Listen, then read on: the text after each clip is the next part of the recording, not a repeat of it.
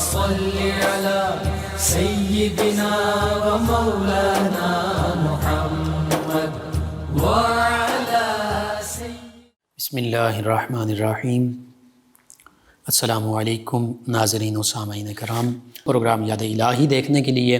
یاد الہی کے سابقہ تمام پروگرامز دیکھنے کے لیے، بالخصوص وظائف دیکھنے، سننے، جاننے اور پڑھنے کے لیے آپ ہمارے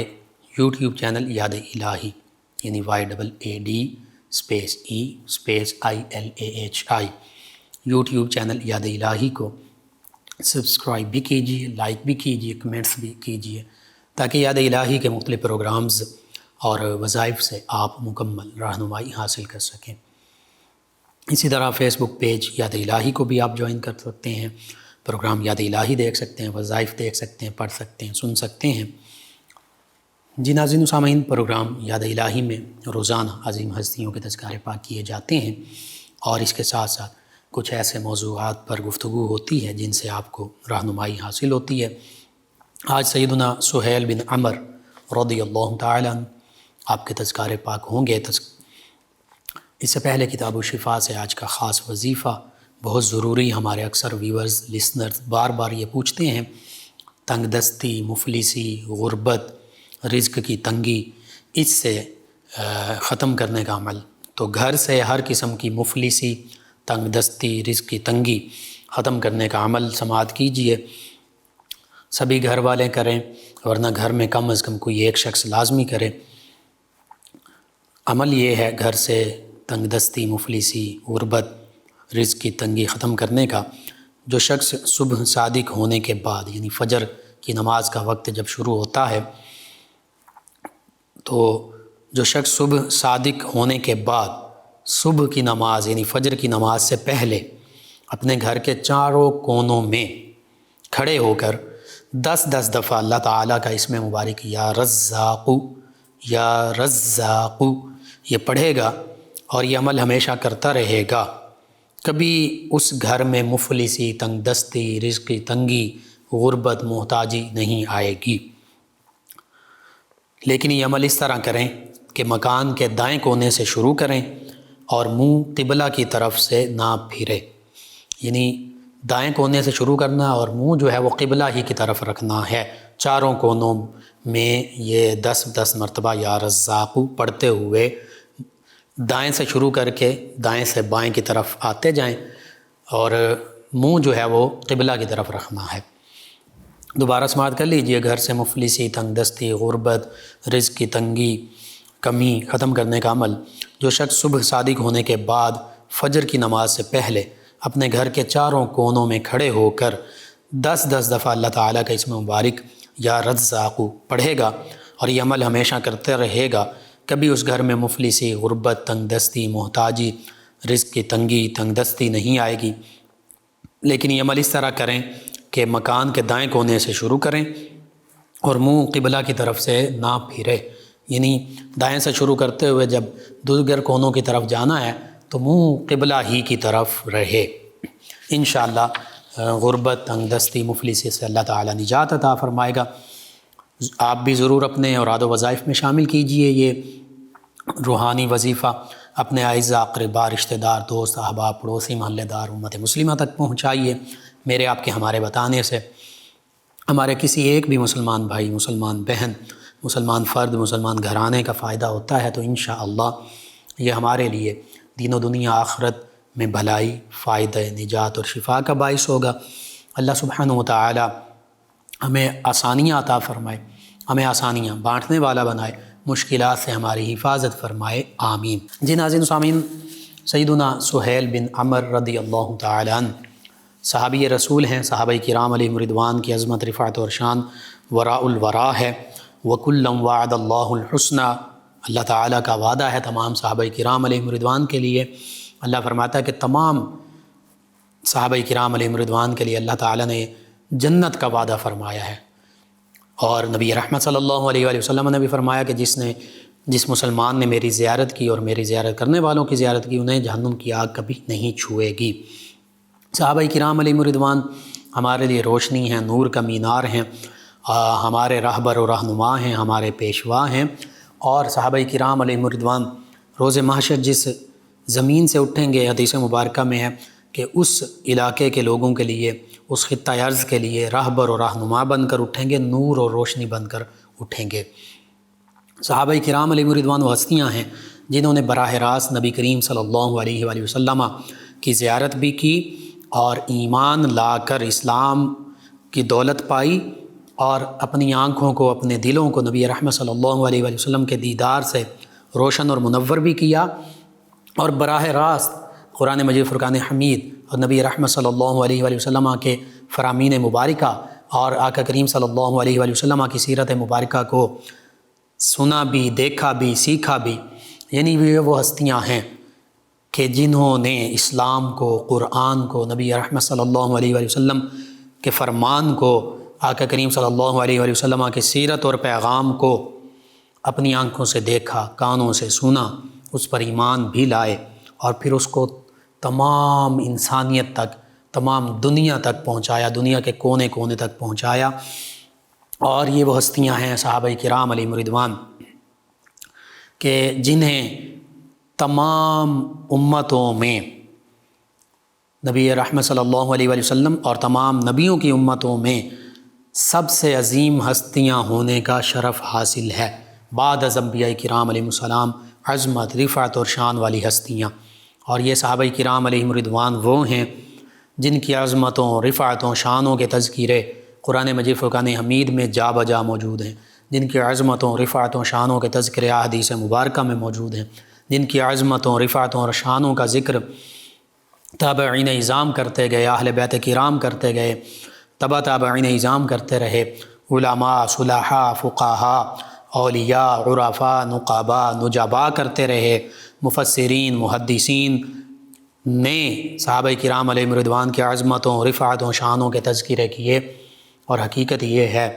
کہ نبی رحمت صلی اللہ علیہ وآلہ وسلم کے تصدق سے انہیں ایسی شان، ایسا مقام، ایسا رتبہ ملا کہ جو اس کائنات میں بعد از انبیاء کرام علیہ السلام کسی اور گروہ اور طبقے کو حاصل نہ ہوا۔ اور حقیقت یہ بھی ہے کہ جب کامن سینس کے حوالے سے اگر کسی سے پوچھا جائے، کسی یہودی سے پوچھا جائے کہ یہود میں سب سے اچھے لوگ کون سے تھے، یہودیوں میں یعنی بنی اسرائیل میں، تو وہ کہیں گے کہ سیدنا موسیٰ علیہ السلام، سیدنا داؤد علیہ السلام، سیدنا سلیمان علیہ السلام، بنی اسرائیل کے تمام انبیاء کرام علیہ السلام کے براہ راست جو ماننے والے تھے، صحابی تھے، حواری تھے، وہ بنی اسرائیل کے سب سے اچھے لوگ تھے۔ اسی طرح نصارہ سے، عیسائیوں سے پوچھا جائے کہ عیسائیت میں سب سے اچھے لوگ کون سے تھے، تو وہ کہیں گے کہ سب سے اچھے نیک اور پاکیزہ لوگ وہ تھے جنہیں براہ راست سیدنا عیسیٰ علیہ السلام کی زیارت کا شرف ملا اور ان پر ایمان لانے کا شرف حاصل ہوا، یعنی حواریین عیسیٰ علیہ السلام۔ تو اسی طرح وہ اپنی اپنی امتوں، اپنے اپنے نبیوں علیہ السلام کے دور میں عظیم ہستیاں تھیں جنہوں نے اپنے اپنے نبی علیہ السلام کے دور میں ان پر ایمان بھی لائے، ان کی تعلیمات کو مانا بھی، سر تسلیم خم بھی کیا اور اس پر عمل بھی کیا، اللہ کی وحدانیت پر بھی ایمان لائے۔ انہی تمام نبیوں کے تمام صحابہ کرام علیہم الرضوان اپنے اپنے دور میں بڑی عظمت، رفعت اور شان والے تھے، لیکن تمام نبیوں کے تمام صحابہ میں سب سے بڑھ کر میرے آپ کے ہم سب کے آقا و مولا صلی اللہ علیہ وآلہ وسلم کے جانثار صحابہ کرام علیہم الرضوان کی عظمت بھی ہے، رفعت بھی ہے، شان بھی ہے۔ یہ مقام و مرتبہ ہے، وراء الورا مقام و مرتبہ۔ اور حقیقت یہ ہے کہ ہم صحابہ کرام علیہم الرضوان کی شانیں بیان کرتے جائیں، وقت کم ہو سکتا ہے، ہماری زندگیاں کم پڑ سکتی ہیں، لیکن نبی رحمت صلی اللہ علیہ وآلہ وسلم کے تصدق سے ان صحابہ کرام علیہم الرضوان کے تذکرے ختم نہیں ہو سکتے۔ اور یہ بھی حقیقت ہے کم و بیش 1,24,000 صحابہ کرام علیہم الرضوان ہیں جن کے اسماء مبارکہ مختلف تاریخ کی کتابوں میں موجود ہیں۔ اگر صحابہ کرام علیہم الرضوان کے بارے میں ہم پڑھنا چاہتے ہیں تو پھر ہم اسد الغابہ پڑھیں، پھر ہم الاستیعاب پڑھیں، پھر ہم دیگر جو صحابہ کرام علیہم الرضوان کی سیرت کے حوالے سے کتب ہیں، طبقات ابن سعد پڑھیں، الاصابہ پڑھیں، اور دیگر جو مفسرین، محدثین اور مورخین نے صحابہ کرام علیہم رضوان کے حوالے سے کتب لکھی جو مختلف کئی جلدوں میں ہیں، وہ پڑھیں تو پھر ہمیں کم از کم ہزاروں کی تعداد میں صحابہ کرام علیہم رضوان کے اسماء مبارکہ بھی معلوم ہوں گے، اور ان کے حوالے سے اگرچہ یہ سبھی کتابوں میں صحابہ کرام علیہم رضوان کے مکمل اور مفصل تذکرے موجود نہیں ہیں، کسی مورخ نے، محدث نے، مفسر نے کسی خاص پہلو کا ذکر کیا، دوسرے ہستی نے دوسرے خاص پہلو کا ذکر کیا، بہرحال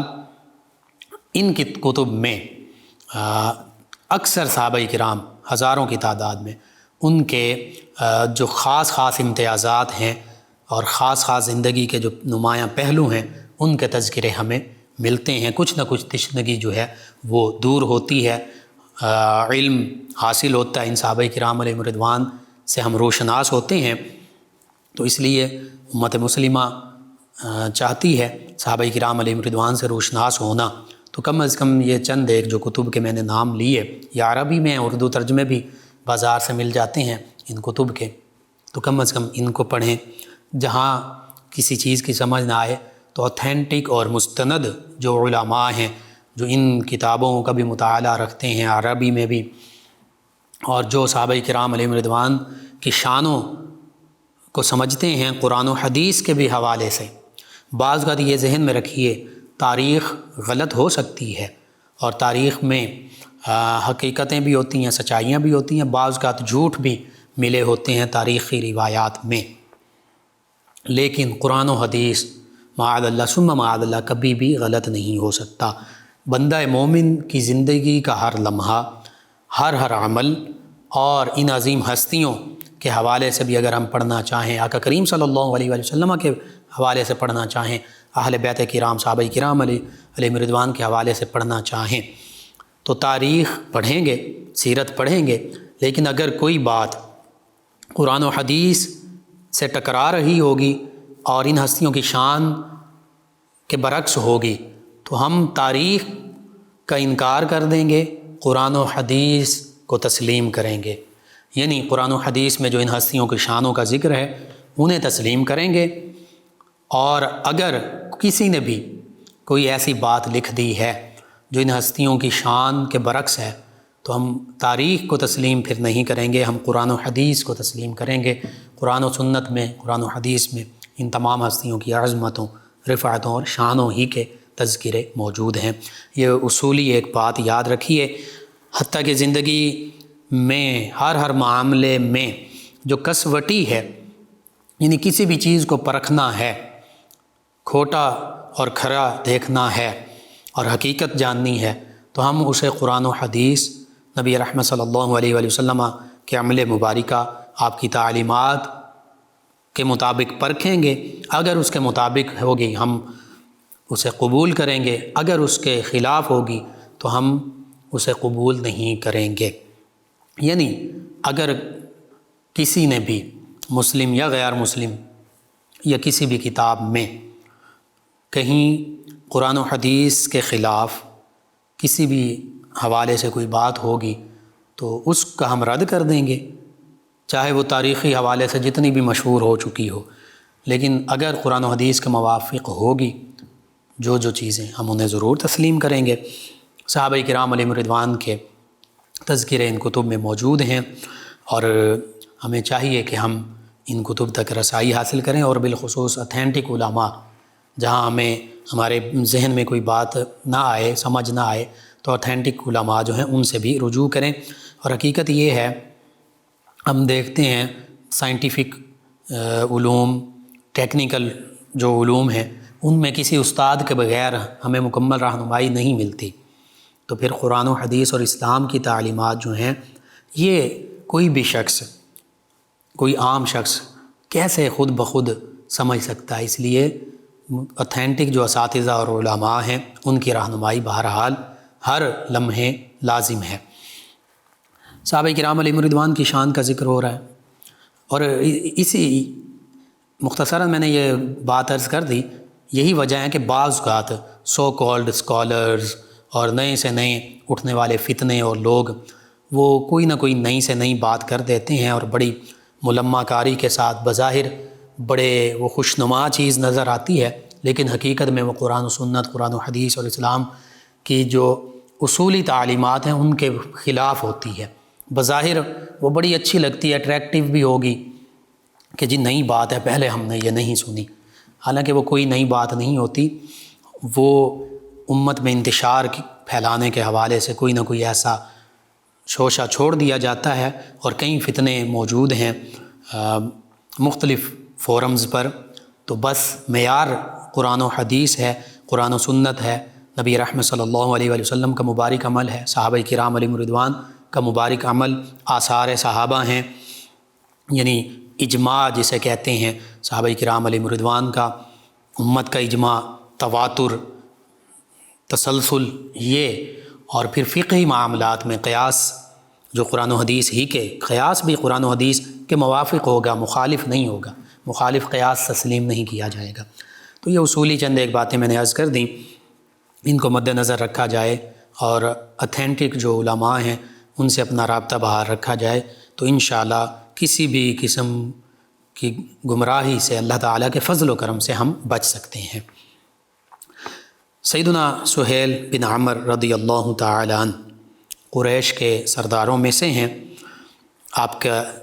سلسلہ نسب دیکھا جائے تو سہیل بن عمر بن عبد شمس بن عبد ود بن نصر بن مالک بن حصل بن عامر بن لوئی، یہاں پر جا کر نبی رحمت صلی اللہ علیہ وآلہ وسلم کے ساتھ آپ کا سلسلہ نسب جو ہے وہ متصل ہو جاتا ہے، قریشی ہیں آپ، نبی رحمت صلی اللہ علیہ وآلہ وسلم کا جو خاندان ہے، خاندان قریش، اسی سے تعلق رکھتے ہیں۔ شروع میں آپ اسلام سے دور رہے، حتیٰ کہ یوں سمجھیے کہ آپ کے دو صاحبزادے سیدنا عبداللہ اور سیدنا ابو جندل رضی اللہ عنہما، چونکہ انہوں نے ابتداء میں ہی اسلام قبول کر لیا، تو اپنے والد کی طرف سے سہیل بن عمر رضی اللہ عنہ جنہوں نے بعد میں اسلام قبول کیا، بہت سی سختیاں جھیلیں۔ سیدنا عبداللہ رضی اللہ عنہ جو ہیں انہوں نے حبشہ کی طرف ہجرت بھی کی، اور سیدنا ابو جندل رضی اللہ عنہ جو ہیں یہ مکہ المکرمہ میں رہے، اپنے والد اور دیگر کفار مکہ کی طرف سے جو پریشانیاں، تکالیف تھیں وہ جھیلیں، وہ برداشت کیں۔ یہ صحابہ کرام علیہم رضوان کی شان ہے۔ صحابہ کرام علیہم رضوان نے اسلام کی دعوت پر لبیک کہا، اسلام کو قبول کیا، تو پھر کفار مکہ کے ہر قسم کے ظلم و ستم کو برداشت کیا۔ کئی صحابہ کرام علیہم رضوان زخمی ہوئے، کئی صحابہ کرام علیہم رضوان کو گھر بار چھوڑنا پڑا،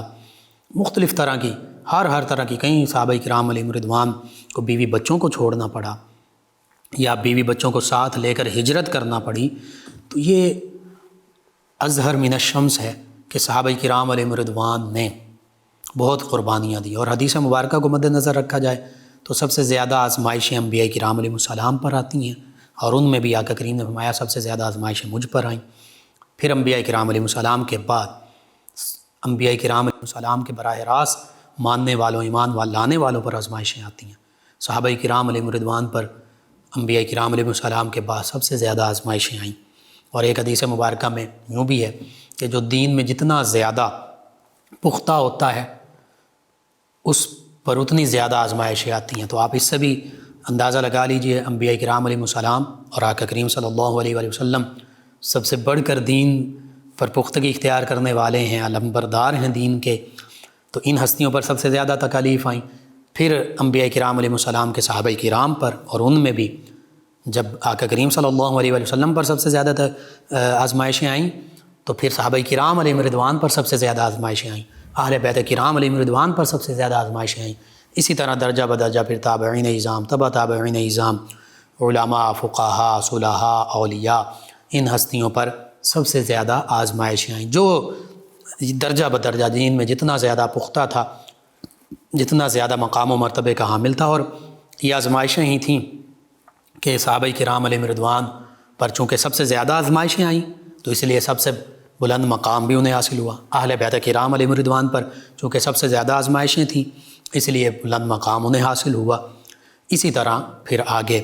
علماء، فقہاء، صلحاء، ان ہستیوں کا درجہ بدرجہ مقام و مرتبہ کے ان پر آزمائشیں بھی اسی طرح آئیں، اور مسلمان بھی مقام و مرتبے والے ہیں کہ ہر دور میں آزمائشیں مسلمانوں ہی کے لیے ہیں، کبھی غیر مسلموں پر اس طرح کی آزمائشیں نہیں آئیں جس طرح کی آزمائشیں مسلمانوں پر ہیں۔ اور آزمائش جسے امتحان بھی کہتے ہیں، امتحان میں جو ثابت قدم رہتا ہے، جو کامیاب ہوتا ہے، پھر اسے آگے سے آگے درجات ملتے ہیں، اسے انعامات ملتے ہیں۔ تو بہرحال صحابہ کرام علیہم رضوان، حقیقت یہ ہے کہ اپنی زندگیوں میں ان پر کڑی سے کڑی آزمائشیں آئیں، امتحانات آئے، ان پر ثابت قدم رہے تو اللہ تعالیٰ نے ان کو بلند مقام و مرتبہ عطا فرمایا۔ سیدنا سہیل بن عمر رضی اللہ عنہ جب تک اسلام نہ لائے تو اسلام مخالف سرگرمیوں میں شامل تھے، غزوہ بدر، احد، ان میں شامل رہے۔ پھر صلح حدیبیہ کا خاص طور پر جو موقع آتا ہے تو اس موقع پر قریش مکہ کی طرف سے یہ معاہدہ لکھنے کے لیے موجود تھے۔ اب معاہدہ بظاہر بڑا سخت تھا کہ مکہ المکرمہ سے اگر کوئی مسلمان ہو کر آئے گا مسلمانوں کے پاس، اسے واپس لوٹا دیا جائے گا، اور مدینہ طیبہ سے مسلمانوں سے اگر کوئی اپنے دین سے پھر جائے گا تو اسے واپس نہیں لوٹایا جائے گا مدینہ طیبہ۔ اسی طرح اور بھی کڑی شرائط تھیں کہ اس سال آپ عمرہ نہیں کریں گے، اگلے سال آئیں گے۔ تو اب بظاہر یہ مسلمانوں کے لیے آزمائش تھی اور سخت شرائط تھیں۔ اس پر سیدنا عمر رضی اللہ عنہ نے اپنی عرض پیش بھی کی کہ کیا اسلام حق دین نہیں ہے؟ نبی رحمت صلی اللہ علیہ وسلم کی بارگاہ میں عرض کی آپ حق نہیں ہیں، سچے اللہ کے رسول نہیں ہیں؟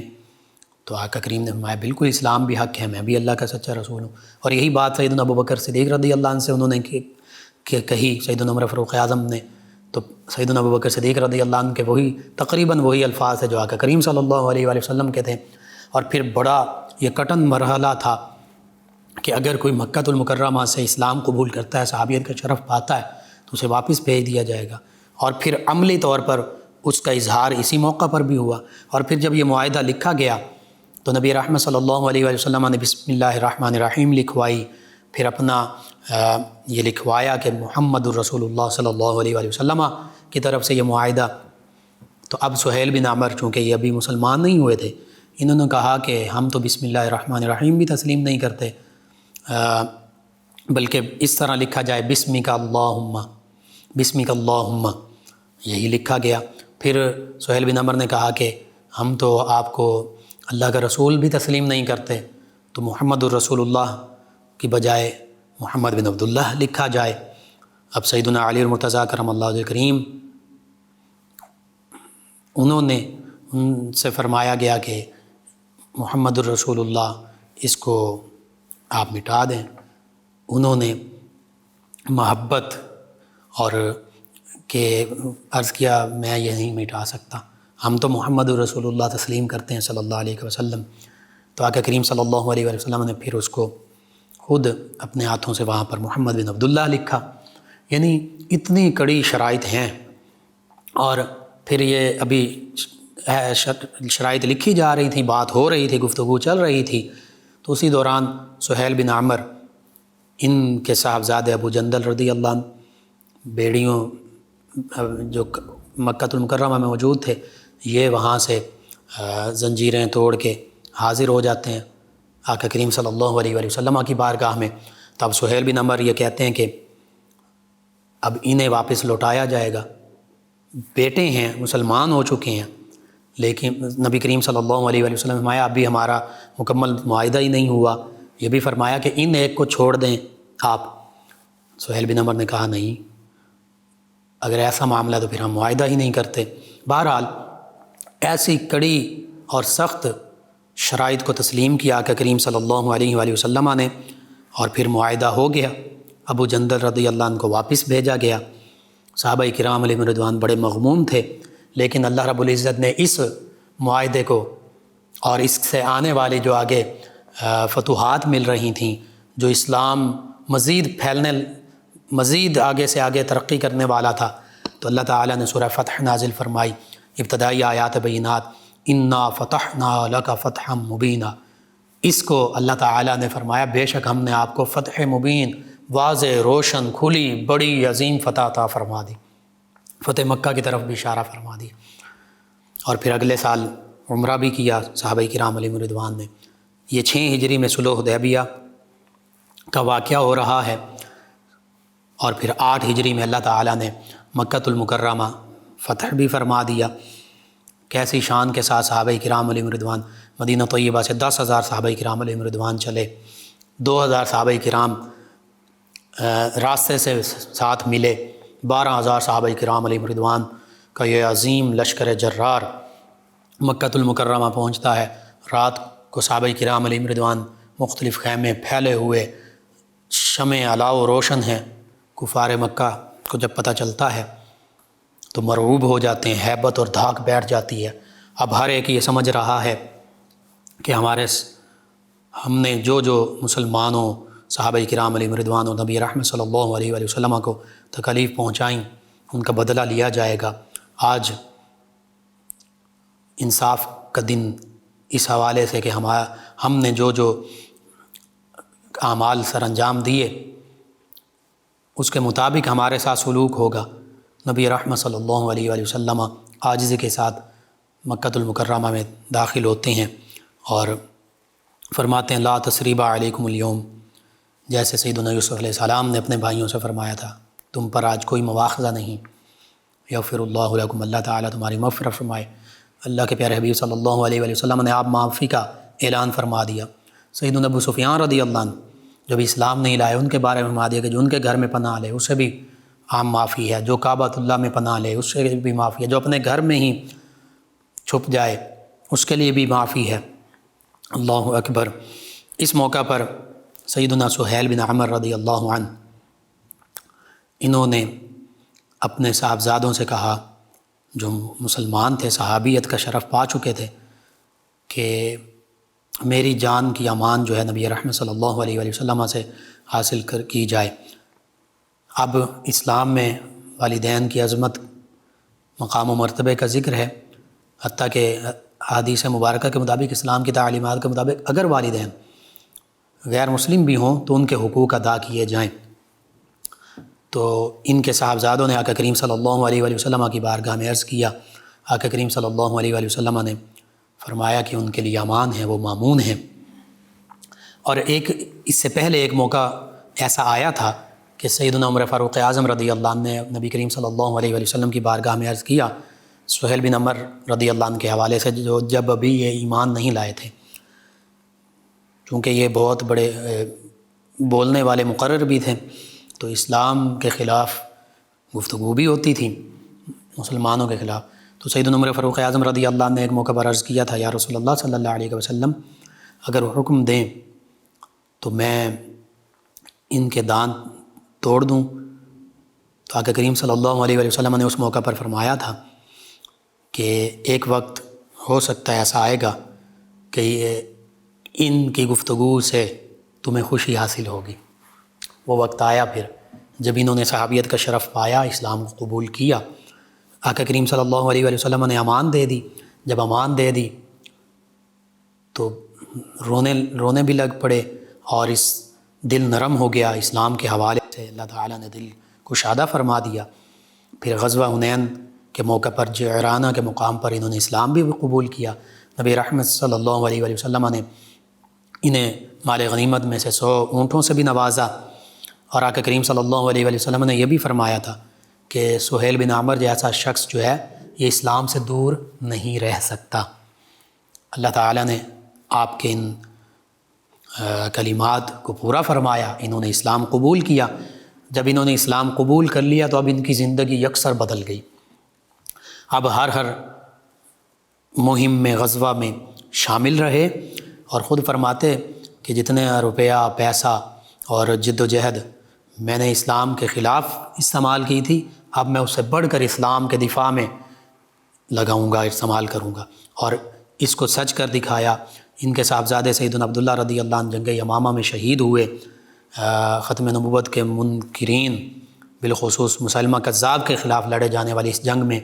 شجاعت، جرأت اور بہادری کے جوہر دکھائے، اور ختم نبوت کے انکار کرنے والوں کو واصل جہنم کیا۔ یوں ایک صاحبزادے وہاں شہید ہوئے، پھر سیدنا ابوبکر صدیق رضی اللہ عنہ کے عہد مبارکہ میں مختلف مہمات میں، پھر سیدنا عمر فاروق اعظم رضی اللہ عنہ کے عہد مبارکہ میں شام کے مہمات میں شریک رہے، جنگوں میں شریک رہے، نہ صرف خود بلکہ اپنے خاندان کو بھی اپنے ساتھ لے گئے، حتیٰ کہ ان کے گھرانے میں ان کی ایک بیٹی اور ایک پوتی وہ واحد باقی بچی، ان کے صاحبزادے پوتے خود بھی انہوں نے اسلام کی خاطر اپنی جانیں قربان کر دیں مختلف جنگوں میں، مہمات میں، اور خود امواس کے مقام پر، غالباً یہ شام ہی کا علاقہ، اس میں 18 ہجری میں آپ نے وصال پایا اور وہیں پر آپ کی تدفین ہوئی۔ تو یوں جب ہم ان صحابہ کرام علیہم الرضوان کو دیکھتے ہیں، اگرچہ بظاہر شروع میں اسلام مخالف سرگرمیوں میں یہ رہے، لیکن اللہ تعالیٰ نے جب ہدایت کا نور عطا فرما دیا تو پھر اسلام کی خاطر ایسے ڈٹ گئے، حتیٰ کہ جب آقا کریم صلی اللہ علیہ وسلم کا وصال مبارکہ ہوا تو جیسے مدینہ طیبہ میں سیدنا عمر فاروق اعظم رضی اللہ عنہ جیسی ہستی، عجیب معاملہ کہ وہ فرمانے لگے آقا کریم صلی اللہ علیہ وسلم کا وصال نہیں ہوا۔ سیدنا ابوبکر صدیق رضی اللہ عنہ نے فرمایا کہ ہم نبی کریم صلی اللہ علیہ وسلم کی عبادت نہیں کرتے تھے، ہم اللہ کی عبادت کرتے تھے، اور اللہ تعالیٰ کے لیے وصال نہیں ہے۔ اسی طرح کے کلمات مکہ المکرمہ میں جو صحابہ کرام 9 مسلم صحابہ کرام تھے، وہاں بھی ایسی ہی کنڈیشن تھی کہ آقا کریم صلی اللہ علیہ وسلم دنیا سے چلے گئے، تشریف لے گئے، وصال ظاہری طور پر پردہ فرمایا، تو اب ہمارا کیا بنے گا، مسلمانوں کا کیا ہوگا، اسلام کا کیا کے حوالے سے کیا معاملہ ہوگا۔ قریب تھا کہ لوگ شاید اسلام سے پھر جاتے۔ آپ نے بھی اسی طرح خطبہ ارشاد فرمایا سہیل بن عمر رضی اللہ عنہ، اور اسی طرح کے کلمات آپ نے بھی کہ ہم اللہ کی عبادت کرنے والے ہیں، اللہ تعالیٰ کے لیے تھے، اللہ تعالیٰ کے لیے وصال اور وفات نہیں ہے، اور لوگوں کو اکٹھا کیا اور پھر مختلف مہمات میں وہ موجود رہے۔ اسی طرح ایک موقع پر کسی کی جانب سے ایک تھوڑا سا ایسا کلمہ نکلا جس میں تھوڑا سا تعصب کا شائبہ تھا کہ آپ قبیلہ خزرج کے معاذ رضی اللہ عنہ ان سے قرآن پاک پڑھتے ہیں، اپنے قبیلے کے کسی شخص سے پڑھیں، آپ قرآن پاک سیکھا کرتے تھے، پڑھا کرتے تھے، تو آپ نے اس موقع پر بھی ایسی گفتگو کی جس کا خلاصہ یہ تھا کہ تعصب اب ہمیں نہیں برتنا چاہیے۔ یہی تعصب ہی تو تھا کہ ہم سمجھتے تھے کہ ہم قریش کے بڑے سردار ہیں، ہمیں اسلام کے قریب نہیں جانا چاہیے، تو اسی لیے ہم اسلام سے دور رہے اتنا عرصہ۔ تو اب اللہ تعالیٰ نے ہمیں اسلام کی دولت سے نوازا ہے تو ہمیں کسی قسم کا تعصب نہیں برتنا چاہیے۔ اسی طرح ایک موقع پر ان 9 مسلم حضرات کی طرف سے کچھ کلمات کا ذکر ہوا کہ جو بدری صحابہ کرام ہیں ان میں اکثر ایسے بھی تھے جو مہاجر صحابہ کرام اور غلام بھی تھے، صہیب رومی ہیں، بلال حبشی ہیں رضی اللہ عنہما۔ تو چونکہ بدری صحابہ کرام کا مقام و مرتبہ بلند ہے، تمام صحابہ کرام کا بڑا عظمت، عرفت اور شان ہے، ترتیب کے حوالے سے سیدنا ابوبکر صدیق رضی اللہ عنہ خلفائے راشدین افضلیت ان کی ہے، پھر عشرہ مبشرہ، پھر والسابقون الاولون من المہاجرین والانصار، اور بالخصوص بدری صحابہ کرام، پھر صلح حدیبیہ والے صحابہ کرام، پھر فتح مکہ سے پہلے اسلام لانے والے صحابہ کرام، پھر فتح مکہ کے بعد اسلام لانے والے صحابہ کرام۔ یہ حفظ مراتب ہے، لیکن نفس صحابیت میں سبھی برابر ہیں، سبھی کے لیے اللہ تعالیٰ کی طرف سے جنت کا وعدہ، سبھی کے لیے عظمتوں، رفعتوں، شانوں کا ذکر موجود ہے۔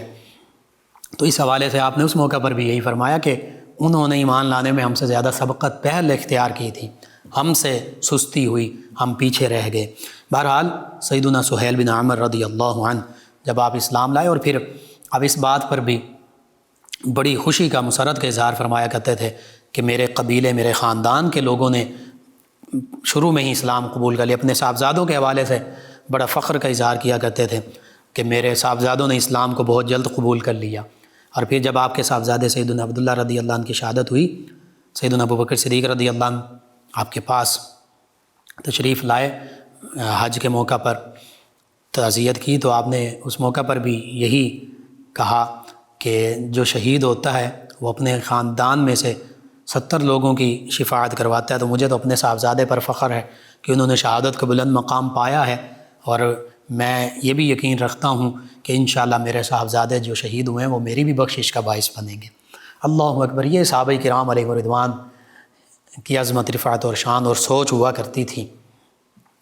تو اللہ تعالیٰ نے ان ہستیوں کو مقام و مرتبے سے نوازا۔ ان کے جو جذبات تھے، جذبہ جہاد، جذبہ شوق شہادت، اسلام پر سب کچھ قربان کرنا اور اسلام کے خلاف کسی بات کو سننا گوارا نہ کرنا، صرف اسلام ہی کا پیغام اپنی زبان سے، قول سے، فعل سے، عمل سے، جہاد سے، حتیٰ کہ شہادت سے پوری دنیا تک پہنچانا، یہ صحابہ کرام علیہم رضوان کا ترہ امتیاز ہے۔ اور یہ بات ذہن میں رکھیے، اسلام پہلے کے جتنے بھی گناہ ہوں ان کو مٹا دیتا ہے۔ یعنی اگر آج بھی کوئی بھی کسی بھی مذہب سے تعلق رکھنے والا شخص اسلام قبول کرتا ہے تو اسلام کے باعث، اسلام کی دولت پانے کے باعث اس کے سابقہ تمام گناہ جو ہیں وہ مٹا دیے جاتے ہیں، بخش دیے جاتے ہیں۔ اب جب وہ اسلام کے دامن میں آ گیا تو بس اسلام کو جب مضبوطی سے تھام لے گا، اسلام کی تعلیمات پر عمل پیرا ہوگا، تو پچھلے کسی بھی عمل کے حوالے سے اس کا مواخذہ نہیں کیا جائے گا۔ یہ اسلام کی شان ہے کہ جو اسلام قبول کر لیتا ہے اس کے تمام سابقہ گناہ جو ہیں بخش دیے جاتے ہیں۔ اللہ سبحانہ و تعالیٰ سے یہ دعا، اللہ تعالیٰ تمام غیر مسلموں کو اسلام کی دولت سے نوازے، اللہ تعالیٰ ان عظیم ہستیوں کے نقش قدم پر ہمیں چلنے والا بنائے، آمین۔ اللہم صلی علی سیدنا و مولانا محمد وعلی آپ سماعت فرما رہے ہیں پروگرام یاد الہی۔ ناظرین سامعین، اس دوران ہمیں جوائن کیا ہے ہمارے ایک لسنر ہیں، نام نہیں لکھا، کہتے ہیں السلام علیکم بھائی، کیا حال ہے آپ کا؟ جی وعلیکم السلام۔ انہوں نے اپنے خواب کا ذکر کیا، شادی، نکاح وغیرہ کا، اس حوالے سے انہوں نے تعبیر پوچھی ہے۔ تو یہ کوئی ایسا پریشانی والا معاملہ نہیں ہے۔ بعض اوقات ہم جو دیکھتے ہیں یا دیکھا ہوتا ہے وہی خواب میں متخیل ہو کے آ جاتا ہے۔ بعض اوقات کھانا ہم دیر سے کھاتے ہیں تو وہ ہضم نہیں ہوتا تو ڈراؤنے یا اس طرح کے خواب آ جاتے ہیں۔ بعض اوقات شیطان کی طرف سے ڈراؤنے یا برے خواب آتے ہیں۔ ہاں، کوئی نیکی کے اچھے، کعبۃ اللہ دیکھا، قرآن پاک دیکھا، اس طرح کے مبارک خواب وہ اللہ تعالیٰ کی طرف سے ہوتے ہیں۔ تو اس میں گھبرانے کی ضرورت نہیں ہے، کوئی ایسا پریشان کن معاملہ نہیں ہے، بلکہ خواب آپ کا اچھا ہے، خوشی انشاءاللہ ملے گی آپ کو۔ بس شریعت مطہرہ کی پابندی کیجیے اور صدقہ خیرات کیجیے۔ محمد اسماعیل صاحب ہیں امی پور بنگلہ چنیوٹ سے،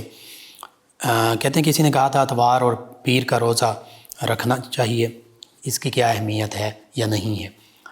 جی دیکھیے، عید کے جو بڑی عید کے 3 دن اور چھوٹی عید کا 1 دن، یہ 4 دن روزہ نہیں رکھا جا سکتا۔ اس کے علاوہ جب چاہیں آپ روزہ رکھیں، کہیں منع نہیں ہے۔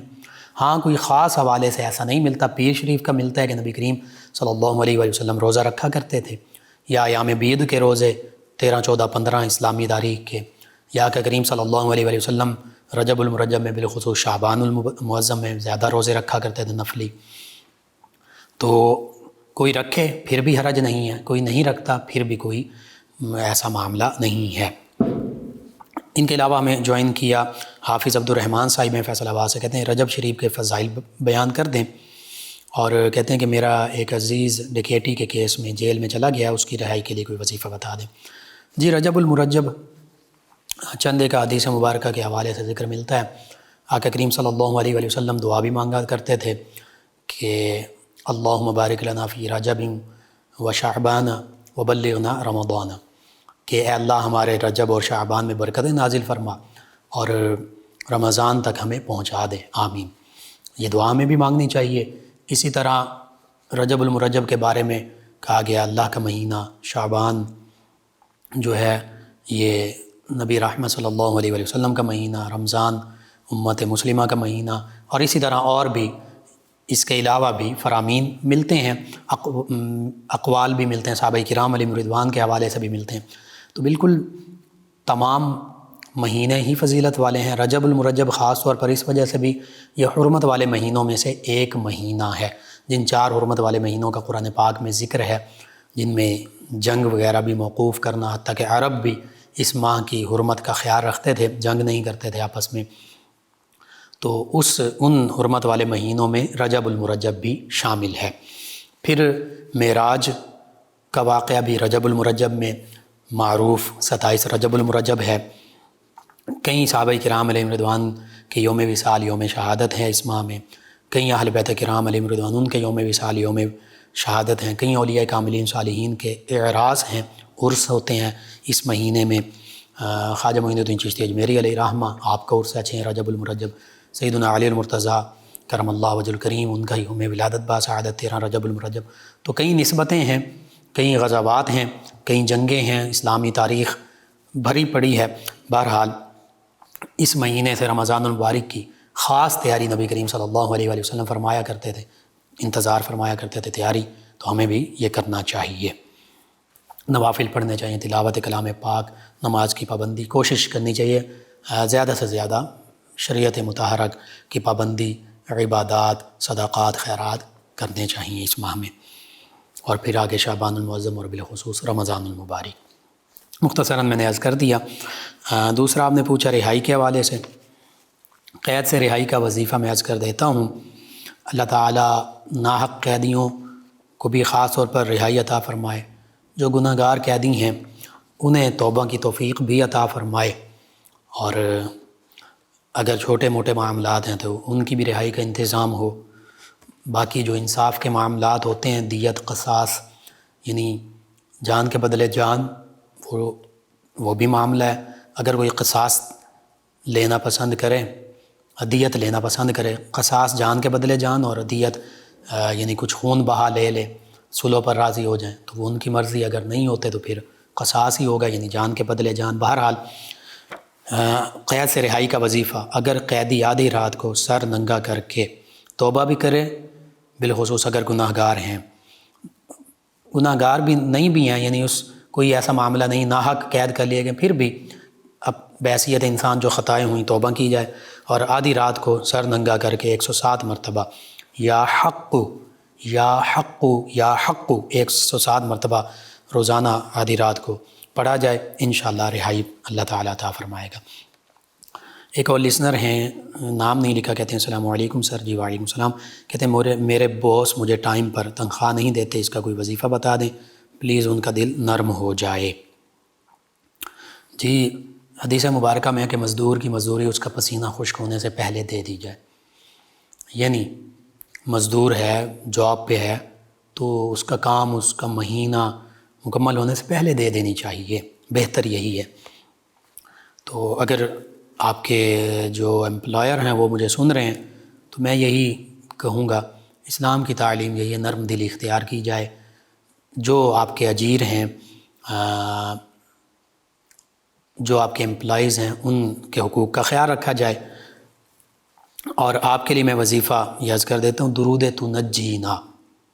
اس کو یاد کر لیں اور کثرت سے پڑھتے رہیں، کم از کم 1000 مرتبہ پڑھیں، انشاءاللہ اللہ تعالیٰ بہتری فرمائے گا۔ وسیم عباس صاحب، میں سرگودہ روڈ فیصل آباد سے، کہتے ہیں میرا کاروبار نہیں چل رہا، میں ذہنی طور پر اسی وجہ سے پریشان رہتا ہوں، اور کہتے ہیں بہت پریشان ہوں، کیا کروں، کچھ سمجھ نہیں آتی۔ جی شان والوں کے قریب ہو جائیں، شان والوں سے پرے نہ ہوں، دور نہ ہوں، اللہ اللہ کریں، نماز کی پابندی، قرآن پاک کی تلاوت کی پابندی، اور خاص طور پر ایک یا رزاقو پڑھیں۔ دوسرا آج پروگرام کے شروع میں بتایا تھا، گھر کے چاروں کونے میں یا رزاقو پڑھیں 10 مرتبہ، یا رزاقو اٹھتے بیٹھتے چلتے پھرتے پڑھیں، اور یا غفارو پڑھیں۔ یہ 2 اللہ تعالیٰ کے اسماء مبارکہ پڑھتے رہیں، یا غفارو یا رزاقو، آپ کے لیے بھی تمام امت مسلمہ کے لیے انشاءاللہ اللہ نے چاہا تو تمام پریشانیاں دور ہوں گی، رزق کی تنگی بھی دور ہو جائے گی۔ ہیرا صاحب، میں فیصل آباد سے، کہتے ہیں السلام علیکم، کیسے ہیں آپ؟ جی وعلیکم السلام، الحمدللہ۔ کہتے ہیں آپ کا پروگرام بہت اچھا ہے، خواب کا ذکر کیا، جی کوئی مسئلہ نہیں ہے، اللہ تعالیٰ بہتری فرمائے گا، صدقہ خیرات آپ لازمی کیجئے۔ محمد وسیم صاحب ہیں، کہتے ہیں السلام علیکم، کیا حال ہے؟ آپ ٹھیک ہیں؟ جی الحمدللہ، وعلیکم السلام۔ کہتے ہیں ہمیشہ خوش رہیں، یاد الہی سنا مجھے بہت اچھا لگا، جی شکریہ۔ ہمارے ریگولر لسنرز میں ڈوگر برادران ہیں، افتخار ڈوگر صاحب، غلام رسول صاحب، غلام حسین صاحب، علی عباس صاحب، کہتے ہیں آپ کا پروگرام سن رہے ہیں 208 چک ڈوگرا والا سے، اور ان کے ساتھ چودھری اقبال صاحب ہیں، اللہ وسایہ صاحب ہیں، سلام بھی کہا جی وعلیکم السلام، شکریہ آپ کا بھی۔ منشا ڈوگر صاحب ہیں چنیوٹ سے، کہتے ہیں السلام علیکم جی وعلیکم السلام، کہتے ہیں آپ کا پروگرام سن رہے ہیں، شکریہ آپ کا۔ ایک اور لسنر ہیں حسن صاحب، کہتے ہیں السلام علیکم جی وعلیکم السلام، کہتے ہیں آپ کا پروگرام بہت اچھا ہے، کہتے ہیں بھائی مجھے گھر میں برکت کا وظیفہ بتا دیں۔ ایک تو وظیفہ بتایا چاروں کونوں میں فجر کی نماز سے پہلے یا رزاق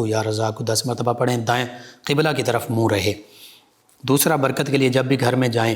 السلام علیکم اونچی آواز سے کہیں سبھی کو، اور گھر والے جواب بھی دیں۔ اگر گھر میں کوئی موجود نہ ہو تو پھر السلام علیکہ یا رسول اللہ یا نبی اللہ، السلام علیکہ ایھا النبی ورحمۃ اللہ وبرکاتہ، یہ پڑھ سکتے ہیں۔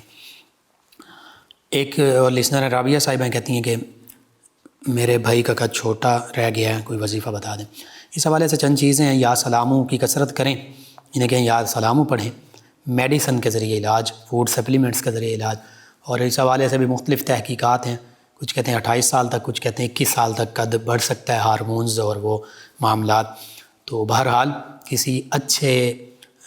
ایسے فزیشین نیوٹریشنسٹ سے ملیں جو اس حوالے سے علاج بھی کر سکتے ہوں، اور یا سلاموں کی کثرت کریں۔